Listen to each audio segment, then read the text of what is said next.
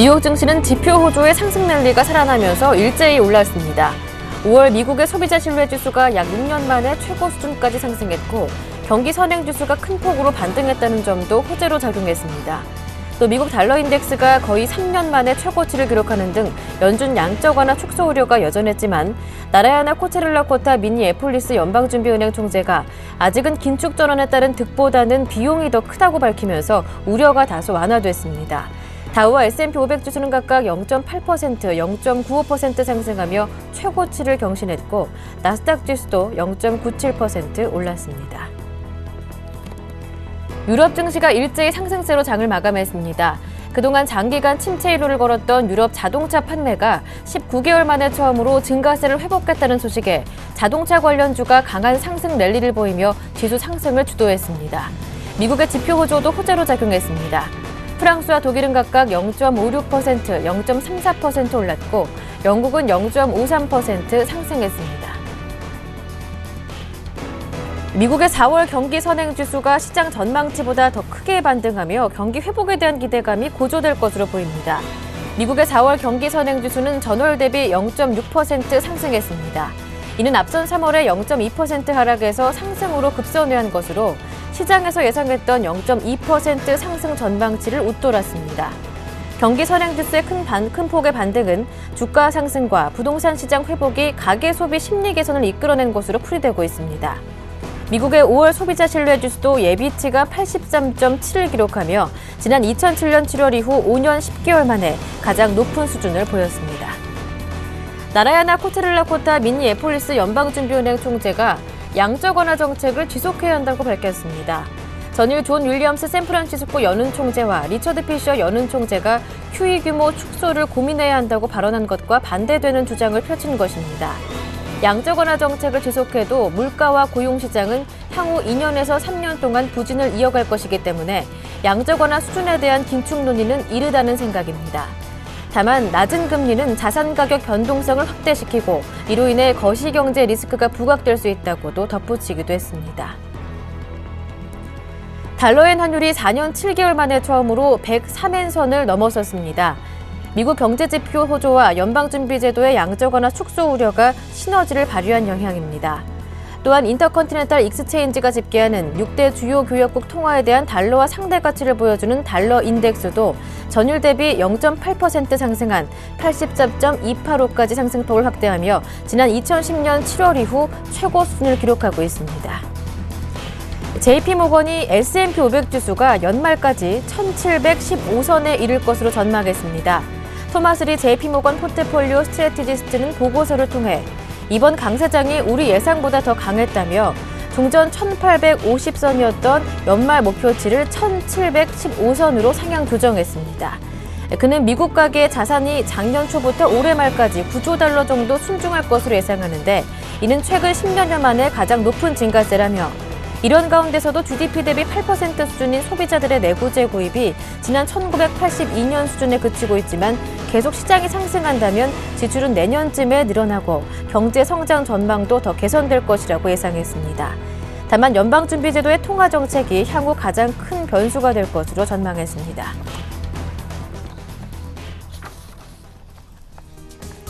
안녕하세요. 굿모닝 대박예감 김보람입니다. 지난주 뉴욕 증시는 랠리에 대한 낙관론이 계속해서 이어지면서 지난주에도 상승 흐름을 지속해 4주 연속으로 올랐는데요. 다우지수와 S&P 500 지수가 사상 최고치를 경신했고요. 나스닥 지수까지 3대 지수 모두 1%에서 2%대의 상승 흐름을 보였습니다. 네, 지난주 코스피 지수도 외국인들의 매수에 2% 넘게 올랐는데요. 이번 주에는 미국의 FOMC 의사록 발표와 일본 BOJ 회의 결과를 기다리면서 관방세가 짙어질 수도 있을 것 같습니다. 자세한 전망과 함께 대응 전략을 세워보겠습니다. 굿모닝 대박예감 1부 시작합니다.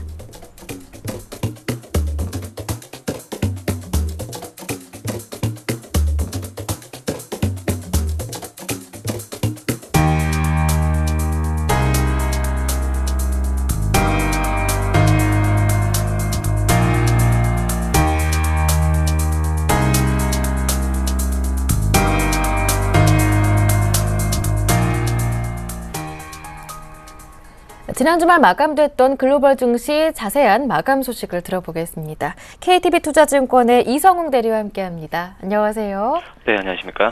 네, 지난주 또다시 다우지수 S&P 500 지수가 사상 최고치를 경신했습니다. 경제지표 호조를 등에 업었다고 하는데요. 자세한 내용 정리해 보겠습니다.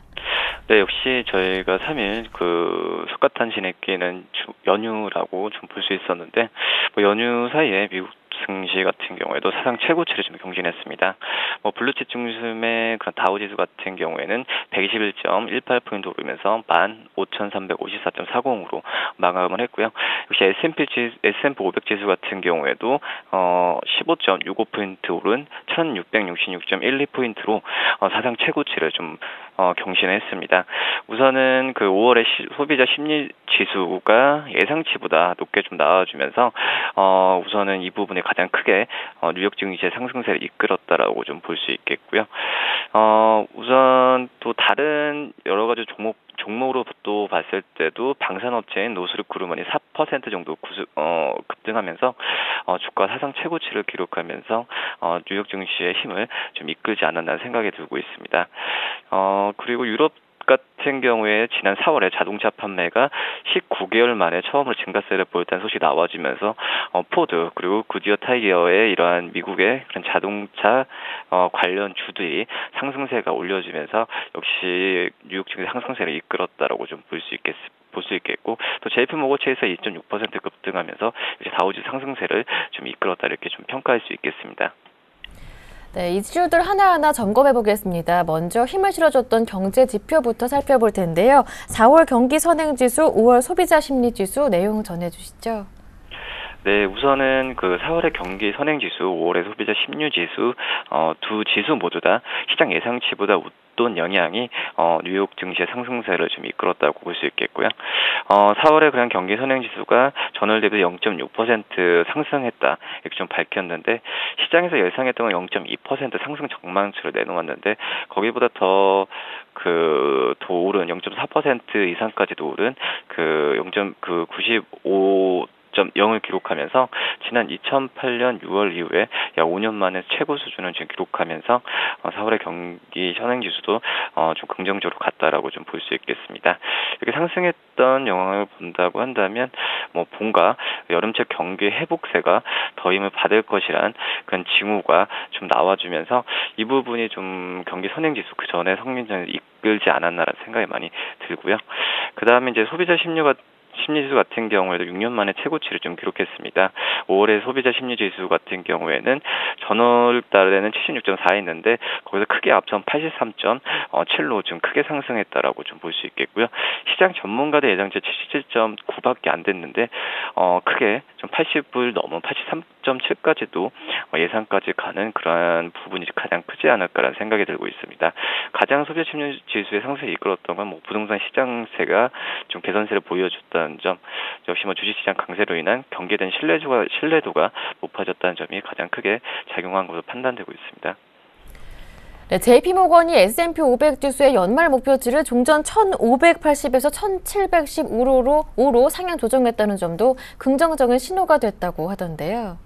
네, 우선은 1650선까지도 다가가면서 우선은 예상했던 연말에 목표치 1180선 이미 넘어섰다라고 좀 볼 수 있겠고요. 역시 이러한 부분은 역시 좀 JP모건에서도 작년 같은 경우는 이렇게 좀 증시가 크게 상승할지는 몰랐을 거라는 좀 생각이 좀 들고 있습니다. 우선은 미국의 그런 미국 가계 자산이 작년 초부터 올해 말까지 9조 달러 정도 증가할 것으로 좀 예상했었는데 최근 10년 만에 가장 높은 증가세를 좀 보여주면서 이렇게 좀 뉴욕 증시 상승과 다시 한번 목표치를 올리는 가장 큰 이유이지 않을까라는 생각이 들고 있습니다. 우선은 통화정책 같은 연방준비제도의 통화정책이 가장 큰 변수가 될 것이다라고 좀 JP모건에서 좀 예상을 했었는데 우선은 자산매입 규모를 줄이거나 인플레이션이 어떻게 보면 상승했을 때 어떻게 보면은 주식시장의 본격적인 매도세가 좀 예상될 가능성도 있다 이렇게 얘기하면서 1715선으로 상향을 조정했음에도 불구하고 경기는 좀 늦추지 않는 그런 모습을 좀 보여주고 있습니다. 네, 그런데 나라야나 코콜라코타 미니애폴리스 연방준비은행 총재는 부양 정책이 여전히 필요하다고 강조했다고 하던데요. 자세한 내용 전해주시죠.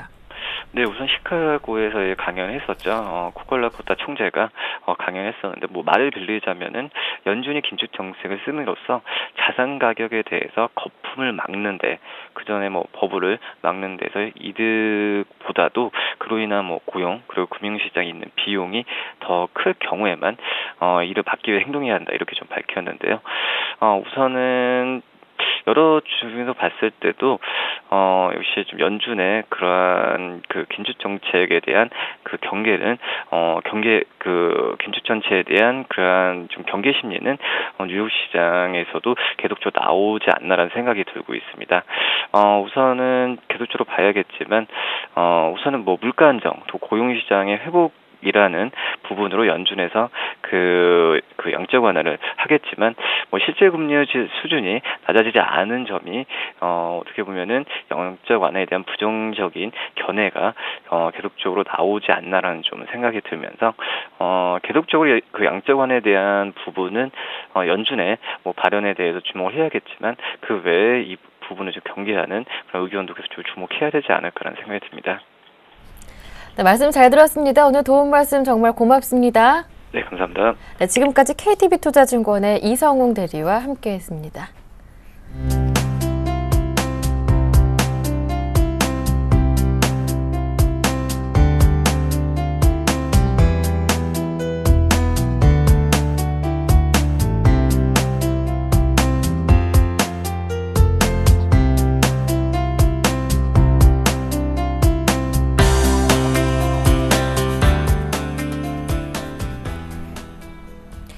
이어서 글로벌 증시 주요 이슈들을 짚어보겠습니다. 레이크쇼어 인베스터스의 이현민 이사님과 함께합니다. 안녕하세요. 안녕하십니까? 네, 미국 달러의 강세 전환이 눈길을 끕니다. 먼저 그 배경은 무엇인지부터 짚어보겠습니다. 그렇습니다. 달러 인덱스가 연일 현재 최고치 행진을 가져가고 있는데요. 네. 이렇게 달러 인덱스가 강한 상승세로 돌아선 것은 역시 지난달에 열렸던 연방공개시장위원회에서 나온 이 문구가 그 발화점이라고 볼 수가 있겠습니다. 4월 30일과 5월 1일 날 연방공개시장위원회 FOMC 회의를 통해서 자산 매입 규모를 늘리거나 줄일 수 있다라는 신축적인 문구가 현재 들어가 있는데요. 달러 인덱스는 지난 주말 84.285까지 상승하면서 2010년 7월 이후 현재 최고치를 가져가고 있습니다.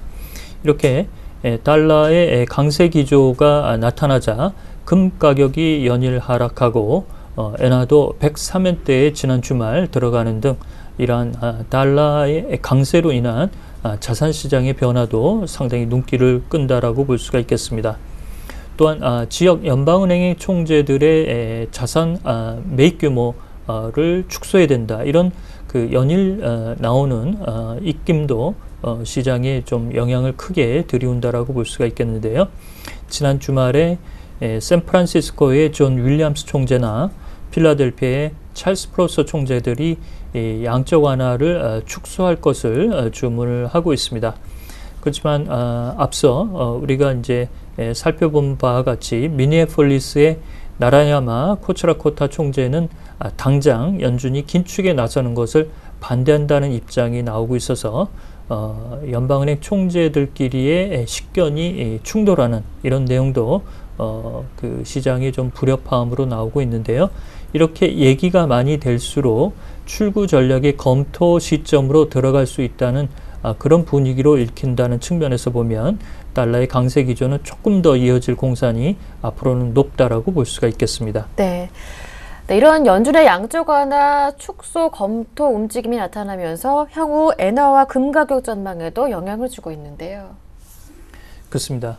특히 이제 금 가격이 어떻게 그 저점을 확보할 수 있느냐 이런 점도 상당히 자산 시장에서는 최근에 관심이 많아지는 그런 모습입니다. 지난 주말에 뉴욕의 외환 시장에서 엔달러 환율은 103.20엔까지 치솟았는데요. 지금은 102엔대 수준으로 소폭 내려온 수준입니다. 그렇지만 금 가격은 7일 연속 현재 하락세가 나타나고 있는데요. 이는 전통적으로 달러가 약세 기조를 가져갈 경우 대체 안전자산의 자산 수요인 금 가격이 강세로 들어가는 그런 흐름인데요. 달러가 강세를 유지하자 금 가격이 약세 기조에서 현재 벗어나지 못하는 흐름이라고 볼 수가 있겠습니다. 지난 주말 금 가격은 온스당 1364달러 70센트에 마감을 했었습니다. 지난달 4월 15일이었죠. 금 가격이 이날 월요일 날이었는데요.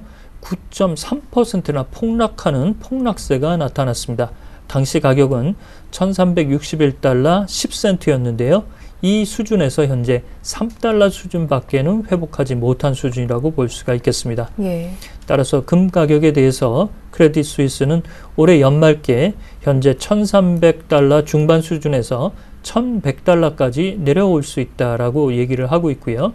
도이치방크는 1050달러까지 현재 전망치를 내리는 그런 수준으로 들어가고 있습니다. 역시 현재 일본 내부에서는 엔달러 환율이 110엔대 연말께는 이런 흐름을 점치는 분위기도 있지만 달러의 강세로 인해서 금 가격에도 상당히 현재 균열 현상이 나타나고 있다라고 볼 수가 있겠습니다. 네, 그럼에도 여전히 뉴욕 증시는 상승 랠리를 이어가고 있는데요. 그렇습니다. 뉴욕 증시는 그나마도 이런 불협화음에도 불구하고 아직까지는 크게 흔들리지 않는 모습을 보여주고 있죠. 지난 주말에 다우나 S&P 지수도 사상 최고치 행진을 연일 갱신하는 등 아직까지는 그 영향권에는 들지 않는 모습을 보이고 있습니다. 그렇지만 이번 주에 버냉키 의장이 의회 연설을 통해서 지난달에 연방공개시장위원회에서 열렸던 이 자산 매입 규모를 신축적으로 운영할 수 있는 부분에 대해서 언급이 있을지 여부도 상당히 궁금하다고 볼 수가 있겠고요. 특히 최근에 발표된 연방정부의 재정적자 규모가 크게 줄어드는 그런 측면에서 보면 세원 확보를 현재 잘 가져가고 있기 때문에 이러한 시퀘스터 발동으로 인해서 하반기 때 미국의 경기가 조금 주춤거릴 수 있다라는 점도 조심스러운 연준의 입장이 아직까지는 좀 유지되지 않을까라고 볼 수가 있겠습니다. 네. 다음 소식 살펴보겠습니다. 엔리코 레타 신임 이탈리아 총리가 결국 주택세 법안 도입을 임시 연기하기로 했다고 하는데요. 자세한 소식 들어보겠습니다. 그렇습니다. 이 연정 구성 때 자유국민당이 이 부분에 대해서 굉장히 법안 폐지를 요구를 했었습니다. 네. 이를 받아들이는 쪽으로 일단 가닥을 잡은 것으로 보이는데요. 공식적인 정부의 입장 발표도 나왔습니다. 임시로 도입하기로 했던 주택세 법안을 연기하기로 확정을 했고요. 8월 말께 세제 개편을 마련하겠다라고 정부가 밝히고 있습니다. 이 주택세 법안은 테크노크라트의 수장격인 몬티 총리가 이를 도입한 내용인데요. 일정대로라면 6월부터 이게 적용될 것으로 예상이 됐지만 레타 총리가 들어서면서 이를 연기한 수순으로 나오고 있습니다. 그렇지만 부동산세가 이탈리아 세원에서 거둬들이는 세원으로서는 1위에 등극할 수 있을 정도로 세수 규모가 한 해에 440억 유로의 막대한 수준을 가져가고 있습니다. 따라서 다른 쪽의 세원을 확보하는 것이 현재로서는 상당한 큰 숙제라고 볼 수가 있겠는데요. 따라서 이번에 레타 총리가 어떤 방안을 8월 말까지 세제 개편을 통해서 마련해낼 수 있을지 후속 대책도 상당히 궁금하다고 보겠습니다. 네, 주택세 법안 도입 연기에 이어서 경기 부양안도 윤곽을 드러냈는데 규모는 부족하다라는 비판도 있다고 하더라고요. 네, 한 30억 유로 정도로 현재 책정이 되어 있는데요. 네. 이렇게 이제 비판이 많아지니까 예. 추가적인 경기 부양안을 더 내놓을 것이다라고 정부가 애둘러서 좀 비판을 피해가는 모습입니다. 이런 부분은 세수 확보도 현재 녹록치 않은 그런 상태에서 경기 부양으로 쓸 재원의 마련이 쉽지 않다는 레타 총리의 좀 고민을 읽을 수가 있겠는데요. 경기 부양 재원은 30억 유로, 38억 6천만 달러 수준으로 현재 1차안을 내놓았고요. 부동산 세금을 면제해주고 이런 부분에는 현재 주택세 법안을 도입하는 것을 임시 연기하는 부분도 같이 포함이 돼 있고 10억 유로 규모의 임금 보조책도 기업에 지원하겠다라는 내용을 내놨습니다. 그렇지만 청년 실업률을 해소하는 부분과 신규 고용을 늘릴 경우에 기업에 대해 세제 혜택을 주는 이런 법안 마련은 다소 좀 미흡하지 않느냐라는 비판이 나오고 있는 실정입니다. 네, 이탈리아의 이번 1분기 경제 성장률도 부진했습니다. 7분기째 연속으로 마이너스 성장을 보이고 있는데 엔리코 레타 총리의 어깨도 무거울 것 같아요.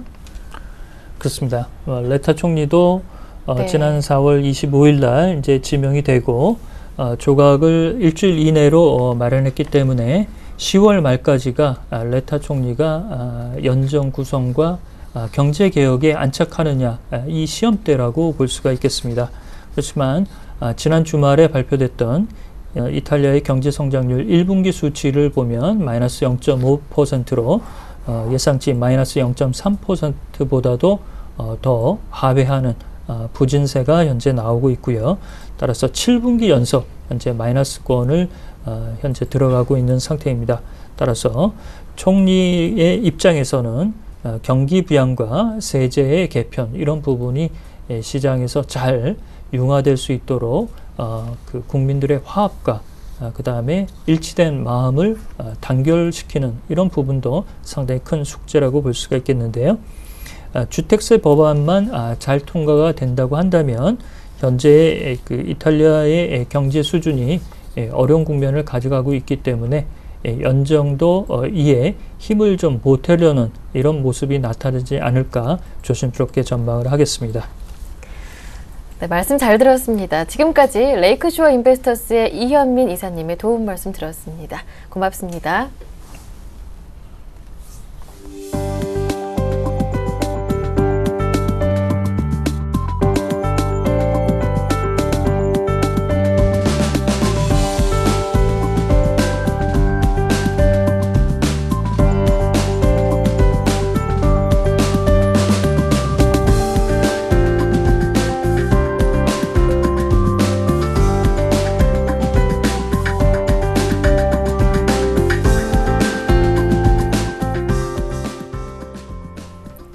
오늘장 전략 시간으로 이어가겠습니다. 오늘은 뉴스탁의 유창희 대표님과 함께합니다. 안녕하세요. 안녕하십니까. 네, 매주 월요일은 유창희 대표님과 함께 증시 캘린더를 통해 지표와 그리고 이슈들을 살펴보면서 전략을 세워드리는 순서를 마련하고 있는데요. 먼저 지난 한 주 국내 증시부터 정리를 해보겠습니다. 네, 지난주 이제 코스피 시장, 코스닥 시장 모두 괜찮은 모습을 띄면서 마감이 됐었습니다. 일단 뭐 코스닥 시장 같은 경우는 뭐 전체적으로 1980포인트대가 올라오면서 다시금 이제 2000포인트 회복에 대한 기대감이 작용을 했다는 부분들. 특히 이제 지지난주죠. 지난주 금요일에 엔저에 대한 우려감이 시장을 좀 압박했었음에도 불구하고 지난주에는 그런 것을 딛고 상승했다는 부분들이 긍정적이라고 볼 수 있겠고요. 거기에 맞춰가지고 외국인의 매수 전환이 상당히 조금 긍정적으로 전환이 됐었다. 물론 아직까지는 좀 확인해야 되겠지만은 어쨌든 지난 목요일이라든지 화요일에 외국인들이 강하게 매수를 잡아줬던 부분들이 있었고, 이런 것들은 이제 세계 증시가 여전히 우상향을 하고 있다 보니까 거기에 동조해서 같이 올라왔던 것이 아닌가 생각을 좀 하고 있고요. 코스닥 시장 같은 경우는 일단은 아직까지는 그러니까 지지난주서부터 발생하던 1580포인트대에서부터의 가격에 대한 부담감이 작용을 했던 부분들이 지난주에는 일단 기간 조정의 성격으로 마무리하는 모습을 띄었었기 때문에 제가 보기에는 코스닥 역시 지난주 같은 경우는 가격 및 기간 조정이 연장선이었지만은 이런 것들이 이제 이번 주에는 다시금 방향성이 예상이 되던 모습을 마감하면서 한 주를 마감한 게 아닌가 생각을 좀 하고 있습니다. 네, 그렇다면 이번 주에는 살펴봐야 할 지표들은 어떤 것들이 있는지 자세한 전망치도 들어보고요. 그리고 이슈들도 점검해 보겠습니다. 네, 이번 주는 그러니까 지난주 지표 발표가 상당히 많이 있었어요. 그래서 예. 이번 주는 상대적으로 좀 적은 지표 그렇죠. 발표를 앞두고 있는데, 일단 오늘하고 내일 같은 경우는 큰 뭐 지표의 발표는 앞두고 있는 것은 없고요. 수요일 같은 경우 5월 22일 같은 경우가 이제 미국 4월 기존 주택 판매 지수가 발표가 되는데 한 1.2% 정도 상승이 예상이 되고 있다는 부분들이 있고요. 그리고 유로존 3월 경상수지 발표하고 유로존 EU 정상회담이 있다는 부분들이 있는데 5월 22일에 수요일에 우리가 확인해야 될 부분들은 이제 일본 BOJ 금융정책회의가 앞두고 있는 상황에서 추가적인 양적 완화 여부 혹은 일단은 일본 BOJ 쪽에서 어떻게 현재 추세를 이어갈지 아니면은 조금 이제 계단식인 진행을 좀 할지 여부를 좀 발표를 어떻게 나올지를 봐야 될 것 같고요.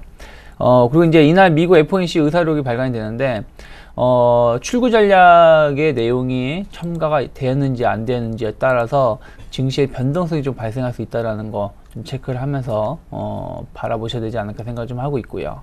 그다음 이제 5월 23일에는 이제 미국 주간 실업수당 청구 건수하고 중국 5월 HSBC 제조업 PMI 지수 그리고 유로존 5월 소비자 기대 지수가 발표가 되는데 일단 중국 5월 HSBC 제조업 PMI 지수가 좋게 나오는지 여부가 조금 변수로 작용할 수 있다는 부분들, 특히 우리나라는 중국 증시하고 조금 연동을 해서 단기적으로 움직이는 경향이 있기 때문에 요거 좀 관심 있게 보셨으면 좋겠고, 또 유로존 5월 소비자 기대 지수가 얼마나 좋게 나오는지 여부를 좀 체크해야 된다는 거 좀 바라보셨으면 좋겠습니다.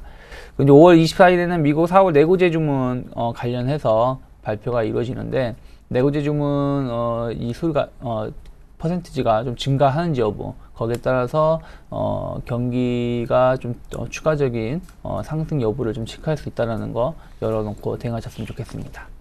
네, 그렇다면 이런 것들을 종합해 봤을 때 이번 주 국내 증시 전략은 어떻게 세워봐야 할까요? 주말에 보니까 북한 미사일 소식도 있던데요. 네, 일단은 이번 주 그 증시 전략을 좀 생각을 좀 해보신다라면은 네. 가장 중요한 게 이제 북한 리스크죠. 그렇죠. 그러니까 전혀 우리가 생각하지 않고 있었던 상황에서 어저께 단거리 미사일 로켓 발사가 좀 이루어졌던 부분들, 뭐 정부에서는 혹은 뉴스에서는 뭐 크게 아직까지는 뭐 요동을 치지 않고 있지만은 어쨌든 이게 오늘 증시가 열릴 때 우리나라에 영향을 좀 미칠 수 있을 거라 생각을 합니다. 또 네.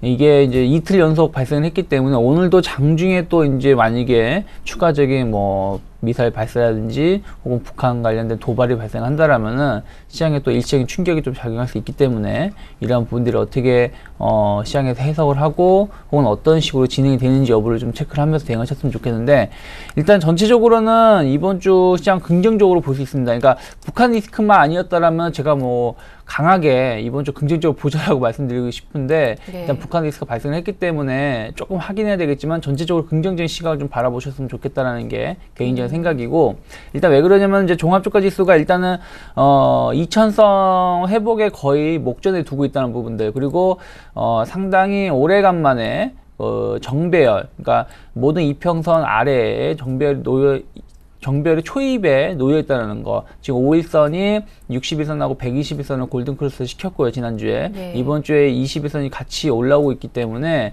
이 상황에서는 추가적인 상승도 우리가 열어놓을 수 있다는 거. 그렇기 때문에 2000포인트 이상의 회복 여부를 좀 이번 주에 체크를 하셨으면 좋겠고, 선물 시장에서 지난주에 상당히 의미 있는 모습이 나왔습니다. 외국인이 전체적으로 지난주에 거의 한 10,000계약 가까운, 11,000계약에서 12,000계약 가까운 순매수를 보여주면서 마감했던 부분들, 또 유가증권 시장에서도 어쨌든 지난주에 거의 한 3,000억 넘게 매수가 유입이 되면서 마감했던 부분들이 시장에서는 외국인 수급이 조금은 긍정적으로 돌아오고 있다고 말씀드렸는데, 아까도 일단 외국인의 선물 쪽에서 추가적으로 한 2,3천 계약 이상 매수세가 유입이 될 수 있는지 여부, 또 외국인 유가증권 시장에서 오늘도 조금 체크해야 되겠지만 어찌됐든 추가적인 매수가 유입이 되는지 여부를 체크를 하신다라면은 뭐 이번 주뿐이 아니라 5월달 이후 6월달 증시를 전망할 수 있는 하나의 그 힌트가 될 수 있다라는 거 열어놓으셨으면 좋겠고요. 또 하나 이제 코스닥 시장 같은 경우는 일단은 570포인트를 조금 빨리 회복시켜 놔야 된다는 부분들, 그래야지 570포인트 안착에 대한 기대감이 작용할 것이고, 그리고 나면은 추가적으로 580이라든지 590포인트 이상으로 치고 나갈 수 있는 하나의 그 기준점이 될 수 있기 때문에 네. 570포인트를 이번 주에 회복시켜서 안착이 되면서 마감하는지 여부를 좀 체크하면서 대응하셔야 되지 않을까 생각을 하고 있습니다. 예, 알겠습니다. 자, 그렇다면 마지막으로 오늘 장에서 관심을 가져볼 만한 종목이 있다면 어떤 종목인지 자세한 종목 대응 전략까지 들어보겠습니다. 네, 일단 뭐 지난주에 보신다면 전체적으로 대형주, 중대형주 위주로 시장이 좀 표현이 되면서 움직였습니다. 무슨 얘기냐면 코스피 시장이 강세를 띠면서 마감을 했었기 때문에 상대적으로 코스닥보다는 코스피 관련된 종목군들이 상승세를 보였는데 이번 주도 좀 그러한 모습 좀 더 이어갈 수 있지 않을까 생각을 합니다. 물론 좀 체크해야 될 수 있겠지만은 코스닥 시장 같은 경우 여전히 570이라든지 580포인트에 대한 저항감이 좀 작용하고 있다는 거. 다만 코스피는 그 이상 2000포인트라든지 조금 더 추가적인 상승을 열어놓을 수 있기 때문에 좀 중대형주 중에서 지주사 LG를 가지고 나왔는데요. 일단 뭐 주력 자회사들, 즉 LG전자, LG이노텍, 뭐 LG 디스플레이 지금 실적 개선이 계속 유지가 되고 있고, 또 거기다가 LG U+까지 통신업까지 같이 실적이 개선되고 있다는 부분들은 지주사 LG에 대한 주가에도 긍정적인 영향을 미칠 수 있다는 거 좀 열어놓으셨으면 좋겠고요.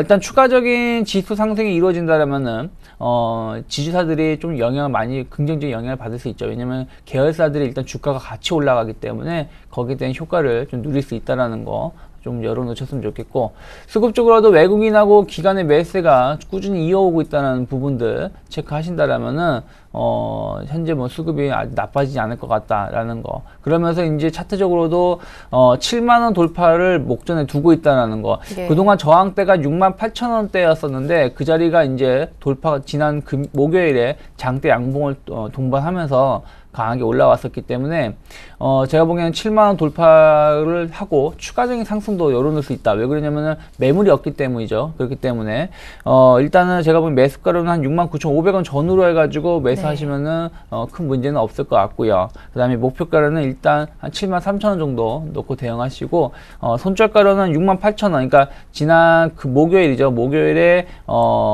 시가 부분 정도가 붕괴가 되지 않는다라는 버티시고, 그 자리가 무너지신다라면 조금 거기서는 리스크 관리 하시는 게 좋지 않을까 생각을 하고 있습니다. 네. 네, 지난주 더 눈에 띄는 흐름을 보였던 지주회사 LG에 대한 자세한 대응 전략을 오늘 들어봤습니다. 지금까지 유스탁의 유창희 대표님과 함께했습니다. 말씀 잘 들었습니다. 고맙습니다. 네, 고맙습니다.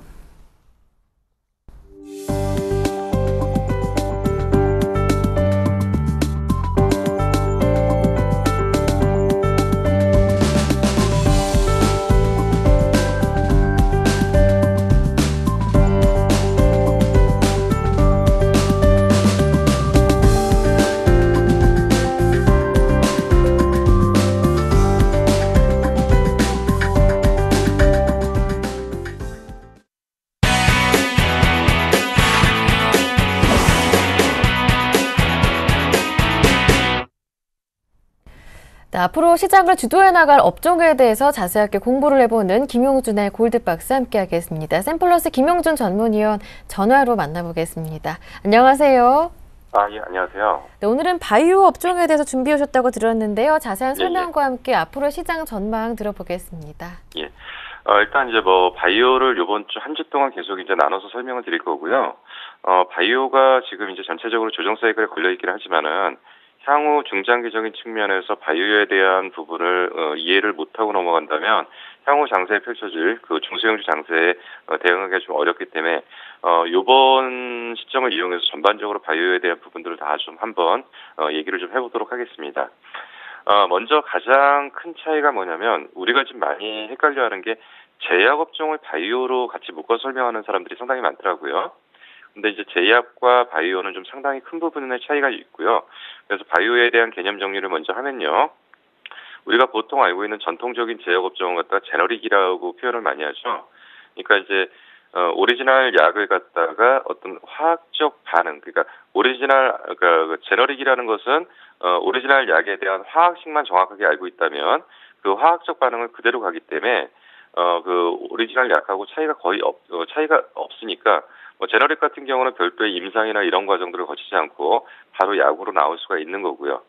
이제 바이오 같은 경우는 조금 이제 제너릭하고 좀 가는 방향이 좀 다른데요.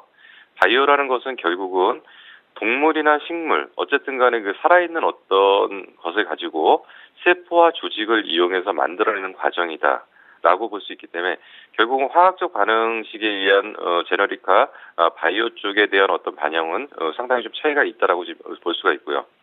그리고 향후 제약 산업 같은 경우는 그동안 제너릭 위주의 그 산업 구조에서 앞으로는 바이오화되지 않은 제약회사는 도태될 수밖에 없다. 그렇기 때문에 향후 산업의 가장 중심축은 바이오 산업이 될 수밖에 없다라고 일단 정리를 한번 하고서 바이오에 대한 개념 정리를 마치고요. 그리고 그럼 앞으로 바이오에 대한 방향이 어느 쪽으로 갈 거냐라고 봤을 때는 바이오의 방향은 기초산업과 미래산업으로 분리할 수가 있습니다. 기초산업이라는 것은 치료를 목적으로 형성된 시장. 그러니까 뭐냐면 기존의 어떤 환자 치료를 하는 시장, 그러니까 병이 든 사람들을 치료하는 시장을 갖다가 바이오 기초산업 시장이라고 볼 수가 있고요. 여기에서는 이제 뭐 바이오 신약과 바이오 시밀러, 그리고 이 사람들의 어떤 상태를 진단하는 분자 진단 쪽의 시장으로 좀 나눠질 수가 있는 거고요. 그리고 이제 미래산업 같은 경우는 환자나 건강인을 모두 포함합니다. 그러니까 그 앞부분에 설명한 기초산업이라는 것은 결국은 어떤 환자의 어떤 문제가 발생했을 때 치료를 하는 것을 목적으로 하지만은 미래의 그 바이오 산업의 방향은 물론 문제가 생긴 환자를 치료하는 것도 문제가 되지만 건강한 사람을 미리 사전에 체크를 해서 이 사람이 건강한 상태를 유지해 줄 수 있는 것조차도 바이오의 미래의 방향이라고 볼 수가 있고요. 그래서 이제 바이오의 미래의 방향은 맞춤형 헬스케어와 유헬스케어 쪽으로 나눌 수가 있습니다. 그래서 이제 그 도표에서 지금 설명이 되는 부분이 어떤 부분이냐면 기존의 기초산업이라고 할 수 있는 부분은 결국 치료를 목적으로 한다가 앞으로 기초 지금까지 형성된 시장이고요. 이것은 환자 치료를 목적으로 하고 그리고 환자의 몸 상태에 개별적인 차이가 있는 것이 아니라 비맞춤형, 맞춤 상태가 아니라는 얘기죠. 근데 미래의 산업은 결국은 치료보다는 예방, 그러니까 병이 걸리기 전에 어떤 예방 차원에서 좀 진행되는 방향이고요. 환자를 포함한 건강인까지도 그 관리 대상이라는 거고요. 그리고 맞춤형입니다. 예를 들어서 우리 같은 경우 지금 뭐 감기약을 먹는다고 할 때는 그 사람의 그 개인적인 상태에 따라서 전혀 고려를 하지 않는 상태에서 일방적인 감기약이 나간다고 한다면 앞으로의 미래의 산업은 감기약을 먹더라도 그 사람의 개별적인 몸 상태가 체크가 다 된 상태에서 그 사람에게 가장 효과적인 감기약을 줄 수 있는 이런 쪽이 앞으로 바이오의 방향이라고 볼 수가 있습니다. 그래서 바이오의 그 미래의 방향은 결국 IT와 BT와 MT. 그러니까 뭐 BT까지는 대부분 아실 거고요. MT라는 것은 의료공학이라고 표현할 수 있는데, 그러니까 의료공학, 생명공학, 정보통신이 맞물려져서 이걸 하나로 묶어가는 방향들이 앞으로의 어떤 전체적인 진행 방향이라고 좀 볼 수가 있습니다. 그래서 이 부분을 조금 더 세부적으로 설명을 드리면 사업 영역별로 보면요. 사업 영역별로 기초산업이라는 것은 아까 기초산업은 이제 앞으로 이제 이렇게 진행이 될 겁니다. 먼저 이 사람의 어떤 상태를 진단하는 진단 사업이 먼저 전체적인 틀을 갖고요. 이 진단에 맞춰서 이 사람이 이제 바이오 시밀러라고 하는 어떤 그 복제약을 통해서 이 사람의 몸 상태를 정리를 해주거나 바이오 신약을 통해서 이 사람의 몸 상태를 결국은 만들어주는 거죠. 결국 그렇기 때문에 앞으로는 이제 바이오 시밀러, 바이오 신약 그리고 진단 산업 쪽에 대한 부분들이 어떻게 연결되느냐, 그리고 여기에 정말 핵심적인 기술을 갖고 있는 기업들이 앞으로 향후 바이오 쪽의 어떤 중심축의 역할들을 할 거라고 지금 볼 수가 있는 거고요. 그리고 우리가 이제 미래 산업이라고 얘기하는 거에서 이제 유헬스케어, 헬스케어라는 얘기를 좀 상당히 많이 하는데요. 헬스케어도 두 가지로 나눌 수가 있습니다. 맞춤형 헬스케어하고 유헬스케어로 나눌 수가 있는데요. 이제 보통 이제 유헬스케어라고 하는 것은 뭐 여러 가지 뭐 얘기들이 있을 수가 있지만은 뭐 일단 나타난 문제점들을 먼저 해결하는 쪽의 그 방향이라고 좀 볼 수가 있습니다. 그러니까 예를 들어서 혈압에 문제가 있는 사람이라든지 당뇨가 문제가 있는 사람이라든지 여러 가지 문제가 있는 사람들의 상황에 따라서 각각에 맞춰가지고 그 사람의 몸 상태에 따라서 그 진단을 해서 그 경보 시스템을 발동하는 거고요. 맞춤형은 이 사람의 몸 상태에서 문제가 나타나기 전에 사전적 어떤 조치를 통해서 헬스케어를 한다. 그래서 맞춤형 의약품 시대의 도래가 곧 임박했다라고 좀 볼 수가 있는 상황입니다. 그리고 이제 여기서 조금 특징적으로 이제 한 가지 넘어가면요, 이제 지금 헬스케어에 대한 전반적인 도표는 좀 지금 보시는 것처럼 이해를 하시면 될 거고요. 이제 가장 중요한 게 이제 이 시장이 형성되느냐 안 형성되느냐의 부분인데요. 지금 대기업 진출 사례를 보면은 삼성, SK, LG가 아주 공격적으로 이 바이오 산업에 대해서 진출을 하고 있고요. 향후 삼성 같은 경우는 IT IT를 넘어서는 차세대 먹거리로서 이쪽에 대한 굉장한 지금 준비를 하고 있습니다. 결국 매출비 중에서도 지금 이제 그 삼성에서 IT를 넘어갈 수 있는 유일한 향후 먹거리라고 좀 보고 있는 거고요. 그리고 지금 이제 그 삼성 같은 경우에는 이쪽에서 얻어들이는 향후의 이익이 결국은 그 삼성 전체를 먹여 살리는 구조까지도 지금 가겠다. 그리고 아마도 그 삼성그룹주 중에서 그 10년 내에 초과 수익을 충분히 낼 수 있는 쪽, 그러니까 뭐 10배든 20배든 올라갈 수 있는 유일한 쪽이 아마 삼성 쪽에서 바이오 쪽에 관련될 거고요. SK도 이쪽에 대한 투자는 굉장히 공격적으로 지금 가고 있고요. LG 역시도 LG생명과학을 중심으로 한 이쪽에 대한 향후 먹거리를 가지고 있습니다. 그래서 내일부터는 요거에 대한 세부적인 내용으로 일단 내일은 우선 바이오 시밀러에 대해서 조금 더 구체적으로 설명을 드리도록 하겠습니다. 네, 말씀 잘 들었습니다. 도움 말씀 고맙습니다. 네, 지금까지 샘플러스 김용준 전문위원과 함께했습니다.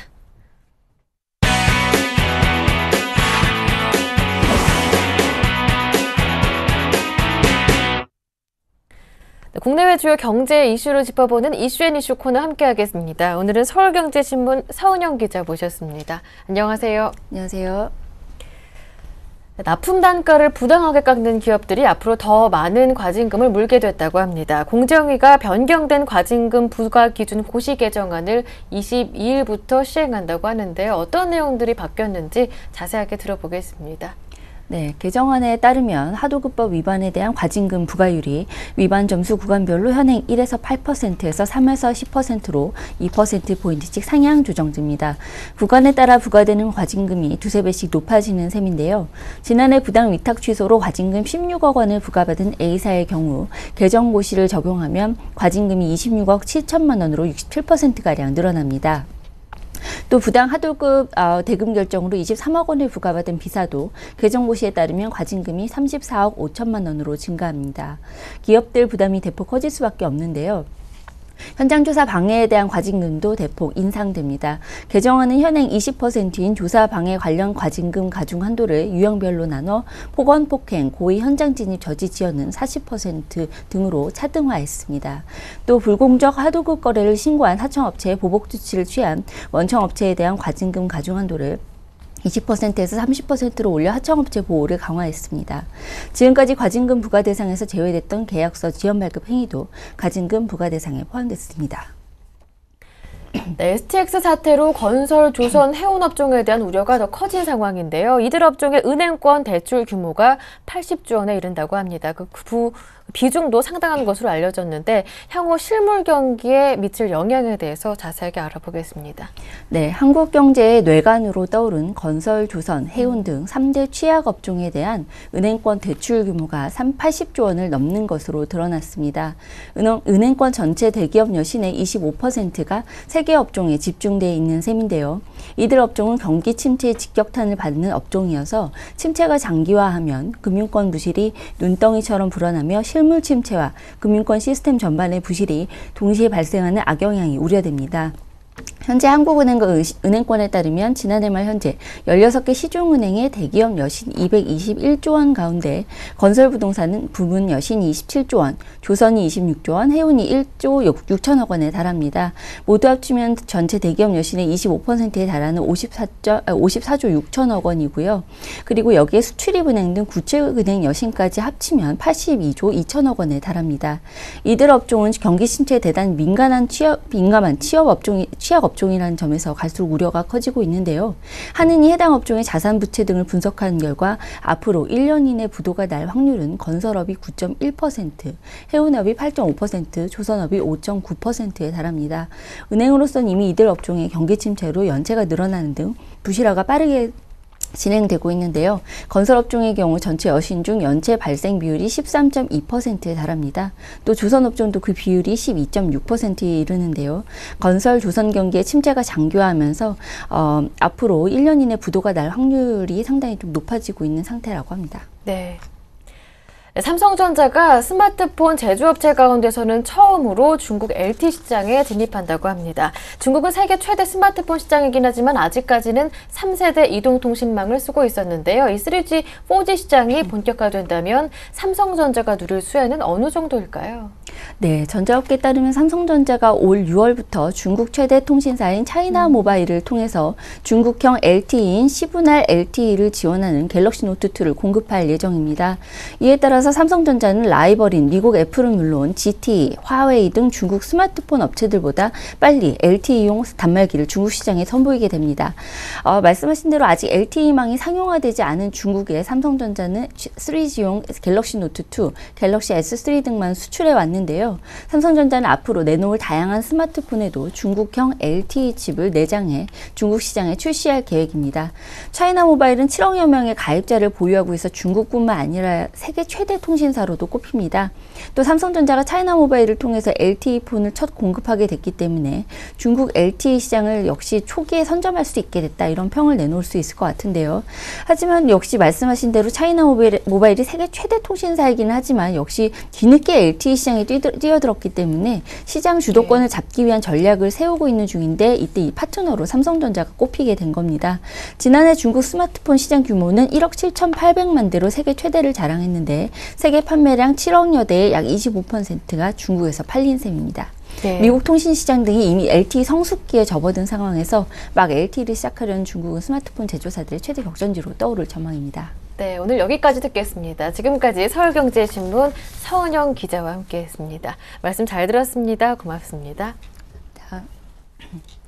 네, 굿모닝 대박예감 1부 순서 여기에서 마치고요. 저는 잠시 뒤 2부로 돌아오겠습니다. 함께해 주신 여러분 고맙습니다.